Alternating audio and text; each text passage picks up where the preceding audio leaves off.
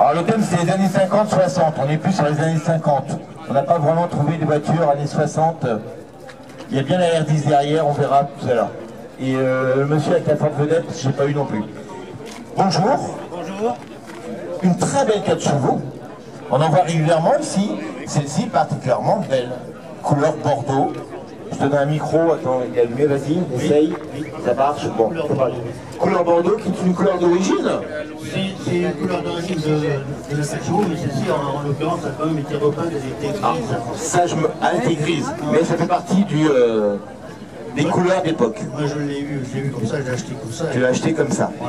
Alors, celle-ci est de quelle année exactement, celle-ci? 1956. 1956. Ouais. On est plutôt là vers la fin des modèles, hein, qui va s'arrêter en 60. Dernière année des roues à étoiles.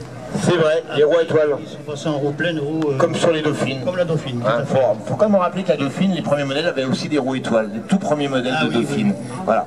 Alors pour faire quoi exactement aussi? On parlait de la 203 tout à l'heure. La France sort de la guerre, elle a besoin de véhicules récents.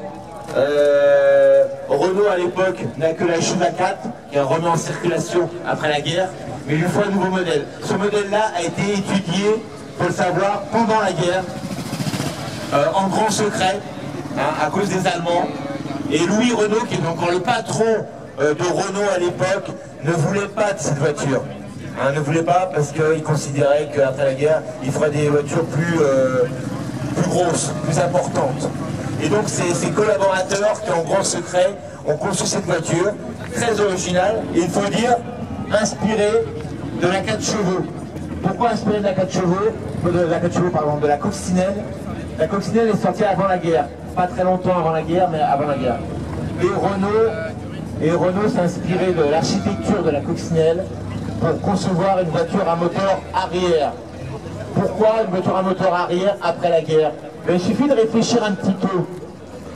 La matière première manque, on n'a pas beaucoup d'outillage. Et en regroupant toute la mécanique à l'arrière, on supprime la transmission. C'est déjà un gros apport. La voiture avec un petit moteur, une petite voiture légère, donc moins d'acier, petit moteur, donc suffit à entraîner une petite voiture, et donc le moteur à l'arrière s'est imposé naturellement aux ingénieurs. Les coûts étaient divisés à l'époque de près de moitié par rapport à un modèle un peu plus cossu, hein, par rapport à une 203 par exemple. Donc le moteur à l'arrière, comme la coccinelle, hein, la différence c'est que la coccinelle a un moteur refroidissement à air. Là on a un vrai moteur, je dirais, pas un vrai moteur, un vrai refroidissement liquide, mais placé comme la coccinelle à l'arrière. Alors cette voiture, sortie comme la 203, présentée en 1946. Hein, 46, mais par contre on ne pouvait pas la produire. Pourquoi on ne pouvait pas la produire? Je viens de le dire, pourquoi on ne pouvait pas la produire en 46, cette voiture? Eh ben voilà, il n'y avait pas de matière première, on est après la guerre, on n'a pas d'acier, on n'a pas assez de matière pour produire un véhicule sur de la grande série. On peut présenter des prototypes au public, les faire saliver, mais on ne pourra pas la produire tout de suite. La première chevaux à sortir d'usine, elle sortira en 48, fin 48, début 49. Hein. Les pré-séries, disons 48, les vrais véhicules sortiront en 49. Les 4 chevaux, la 4 chevaux, même si au début, les journalistes m'ont dit c'est pas vraiment une voiture, le public, lui, ne va pas suivre les journalistes et les essais d'époque. Ils vont adhérer à cette voiture et on va la voir en masse sur les routes. On va la voir en masse sur les routes des vacances, le week-end, partout, pour aller à son travail. La 4 chevaux va inonder la France entière et je crois que ce sera la première voiture à être produite à 1 million d'exemplaires. Donc vraiment une voiture qui a mis les Français sur la route après la guerre. Une icône, on peut dire ça. Alors on va revenir à la tienne, hein, pour faire moins général. Alors, elle est de 57. Alors déjà la voiture depuis 48, 49, sa production, elle a évolué. Le compteur qui était central au début, un petit fer à cheval et un compteur à oreille, il y a eu 2 évolutions. On arrive là à un compteur qui ressemble à celui des Dauphines. Hein, parce que la Dauphine est sortie quand celle-ci, L57. 56. 56 Ouais. Bah, la Dauphine est sortie la même année. Ouais. D'ailleurs, elle possédait les mêmes jantes que la 4 chevaux. Dernière année, comme tu disais, avec les jantes en deux parties. Roue étoile. Voilà, roue étoile en deux parties. Ça se faisait sur les points rares également. Voilà. Hein. Donc c'était le modèle de fin de vie, avec le compteur en face le pilote, comme tous les modèles qui allaient être produits après. On n'a pas encore de Neyman. Non, ça Voilà. c'est sur le modèle affaire. Affaire. C'est-à-dire la moins luxueuse des 4 chevaux. Voilà, je me permets de m'asseoir. Le Neyman qui était un accessoiriste, Neyman était un accessoiriste, et bien sûr bientôt tous les constructeurs vont intégrer le Neyman anti-vol à leur voiture. Souvent les évolutions comme ça, de détails, je dirais de détails, ce sont les accessoiristes qui les ont créés. Les constructeurs les ont repris, ils les ont intégrés après. Voilà, et ben on a un 4 chevaux qui est vraiment très belle aussi de l'intérieur comme de l'extérieur. On peut ouvrir pour que le public puisse voir. Regardez, je sais pas si elle tient. Quelqu'un peut tenir. Voilà. Voilà. Non. Faut pas tirer. Ah bah si. Ah là là. Faut pas tirer. C'est juste à tenir. Bon, ça a cassé. Je suis désolé. Merde. Désolé. On est très étroit dans la voiture. On a 2 places à l'avant, 2 places à l'arrière, et pourtant on en mettait beaucoup plus. On mettait les enfants, les plus grands à l'arrière. Le plus jeune, on le mettait où le plus jeune? Le plus jeune, je sais pas pour les... On le mettait sur le genou de maman. Ah oui, on n'avait pas le choix. La sécurité à l'époque, hein, c'était autre chose. On a un volant qui est identique au Dauphine. Hein, on trouve beaucoup d'accessoires communs à d'autres modèles. Et là, on peut même mettre un autoradio. Alors ça, c'est le grand luxe. Hein. À l'époque, il n'y avait pas beaucoup d'autoradio parce que ça restait un accessoire assez cher. On a des vitres à l'avant qui ne sont pas Descendante. Non. Même pas coulissantes. Non. On a juste un déflecteur pour avoir un peu d'air frais. Hein. On a eu des accessoiristes qui ont monté des vitres descendantes, mais c'était en accessoire.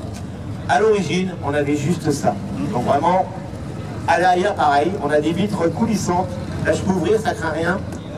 Regardez à l'arrière, voilà, à l'arrière, on tourne et ça coulisse. Ça vous rappelle des souvenirs, ça? C'était comme ça sur les Dauphines, du moins à l'arrière, sur les Renault 8 à l'arrière également. C'était le même principe, ça coûtait pas trop cher à produire. Voilà. Alors, ce moteur dont on parlait tout à l'heure, qui a été critiqué par les essayeurs de l'époque, et qui avait tout faux d'ailleurs, hein, quand on voit le succès de la voiture, regardez le moteur, alors pas de serrure sur ce modèle-là, il y en a eu. C'est calculé, regardez, hein. On peut pas mettre le doigt. Hein. Voilà, et ça tient avec un petit bras, voilà. On met, je te laisse faire. Ah, il y a un une petite encoche dans la culasse, regardez, pour tenir la tringle. Hein, c'est le petit détail qui sont assez drôles. Alors regardez ce petit moteur. Alors il faut savoir que ce moteur-là, il a été produit jusque sur les premières Twingo des années 90. Il a évolué bien sûr, mais c'était la même base. Un moteur hyper costaud. On a ici un filtre à bain d'huile. Hein, les jeunes aujourd'hui ne savent pas ce que ça veut dire, à bain d'huile. Et qu'est-ce qu'on a là derrière? On a quoi? On a des volets. Le chauffage à l'arrière. Alors comment ça marche ces volets? Le chauffage à l'époque. Regardez, on a une tirette à l'intérieur. Ah oui, puis ça passe par les manches. Non, pas sur celle-ci. Hein. Ah non, faut ouvrir à la main. Sinon, il y en a, c'est tiré. Et regardez, en refermant les volets, on capte l'air chaud du radiateur et on l'envoie, regardez où, regardez, il faut se pencher, on l'envoie dans des tuyaux, regardez. Et les tuyaux, après, ils passent où, les tuyaux? Réfléchissez, pour aller à l'avant, ils passent où? Monsieur, ils passent où? Sous la voiture. Sur le toit? Non, je crois pas. Non. Sur les côtés non plus. Sous le siège. Il passe sous la voiture. Ah, sous la voiture. Il y a un carénage sous la voiture et il ressort à l'avant. Alors vous imaginez bien que l'hiver, l'air chaud qui était capté là, une fois qu'il arrivait à côté, il était froid. C'était pas très efficace. Après on fera sur le dernier modèle, hein, des chauffages Sofica à l'arrière qui seront un peu plus efficaces. Voilà. Mais ça sur le premier modèle, c'était des volets. C'était artisanal hein, presque. La dynamo, on n'a pas encore d'alternateur. La dynamo. Le petit carburateur vertical, regardez, tout petit, vraiment minuscule. Juste la modification que j'ai apportée, moi, c'est les bobines. J'en ai mis deux, une de secours, que normalement elle est ici. Elle est fixée sur les deux boulons ici, là. Ouais. Comme ça chauffe un peu, Eh oui. moi je l'ai déporté. Et quand une qui est trop chaude, on bascule sur... on connaît tous ce système-là. Voilà, la petite pompe à essence qui va bien. Et dernière chose, le remplissage d'essence qui est à l'intérieur. Hein. Alors au début, les gens, les pompistes, qui ne savaient pas toujours, ils pensaient que c'était ici. Non, ça c'est pas l'essence, ça. Ça c'est l'eau. Mais il y a eu des accidents comme ça, parce que le pompiste, pas toujours très féru, remplissait le radiateur avec l'essence. Ah oui, ça arrivait. Voilà, des petits feux à l'arrière, très petits, des petits pare-chocs. C'est vraiment... on retrouve l'architecture qu'on retrouvera sur la Dauphine après. La batterie est à l'arrière. Oui, 6 volts. Voilà. Sur les modèles après qui vont suivre, la batterie pour équilibrer les masses, on la mettra à l'avant. Là, on la met à l'arrière pour gagner un peu de place dans le coffre. Parce que le coffre, on peut le fermer. On va avoir le coffre et après on passe à la Jeep. On essaye de faire vite. Le coffre. Ah, le coffre avec ouais. Alors le coffre aussi qui ne ferme pas à clé. Certains ferment chez nous. Pas celle-ci, elle ne ferme pas à clé. Vous n'envoyez plus rien, ça vous arrive. Alors regardez le coffre qui est pas bien grand. Voilà. Bah oui, certains mettaient des sacs de sable dedans. Hein. La roue de secours, il y a eu deux types de roues de secours. Sur les premiers modèles, elle était accrochée ici, sous le capot. Hein, et après, ils l'ont mis verticale. Je ne sais pas lequel est le mieux, ça ne change pas grand-chose, je pense. En cas d'accident, là, ça protège. Ouais, peut-être qu'en cas d'accident, ça va être une protection supplémentaire. Peut-être. Mais vous voyez que si on avait mis une batterie en plus, ça a pris de la place. Voilà. D'ailleurs, les modèles après vont être un peu plus cossus. Voilà une voiture assez simple, mais qui a révolutionné en fait le marché de la petite voiture, enfin qui a créé, Renault a créé vraiment le marché de la petite voiture qui n'existait pas avant-guerre, hein, pas vraiment. Mais le moteur est Voilà. mort. Donc la voiture la plus produite à 1 million d'exemplaires, la première voiture produite à 1 million d'exemplaires. Voilà, on va réussir à le dire. Il y en a eu beaucoup, mais aujourd'hui trouver une 4 chevaux, ça vaut combien de 4 chevaux aujourd'hui? Aujourd'hui, dans cet état-là, ça parle de 8000. 8000, on était 9000 sur la 203, 8000, on est dans les mêmes prix. Hein. Bon, c'est une auto qui a été beaucoup produite, on en trouve encore, dans tous les états. De l'épave à la voiture restaurée, il y a tous les prix. C'est l'un des voitures qui sont vraiment les découvrables. Les découvrables, ouais, il y a beaucoup de répliques, il faut faire attention. Vraiment la découvrable. La découvrable qui est très rare. Voilà.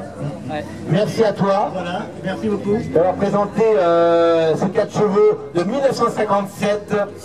56, pardon, j'ai pas réussi à le dire. 1900, alors il y a quoi en 56? 1956, des événements marquants. Eh bien je crois que le prince Régnier, non c'est pas 56? Le prince Régnier, il convole avec une jeune femme qui s'appelle comment? Grace Kelly.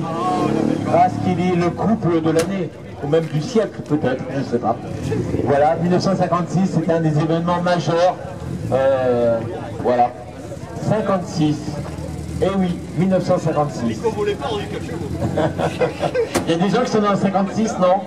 Non, il n'y a que des jeunes ici. Bon, ok. Ou des vieux. Allez, on va finir par un modèle qu'on a rattrapé.